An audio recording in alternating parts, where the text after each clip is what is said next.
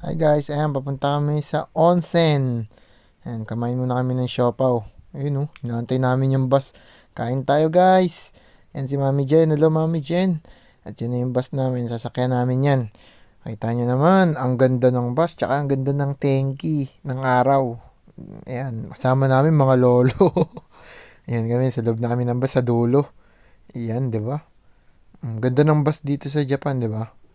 Ang linis. Tsaka yung daan, ang bilis. Grabeng experience yan, guys.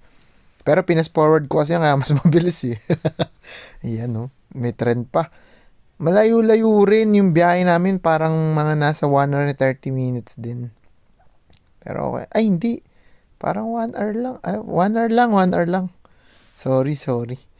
Yan, tapos, uh, ganda dyan, guys. Forest talaga yung itsura. Tsaka sobrang old style talaga. Mararamdaman mo talaga na nasa Japan ka dyan, guys. Ganda ng ambience. Ayan si Auntie. Ayan. Kaibigan ni Mami Jen. Tapos, yan na, pagpasok mo dyan, talagang old style yung itsura.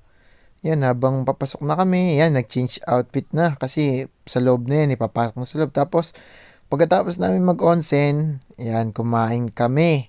Pagtas namin kumain, babalik uli dun sa may loob para maligo, magpamassage sa mga tubig. So, yan. Yan yung kinain namin. Ang sarap, guys. Busog na busog. Panalo. Yan, oh. Ayan talaga yung masarap dyan, eh. Yan yung parang highlights dyan. Sobrang sarap. Sana maulit namin, no? Yan. Thank you!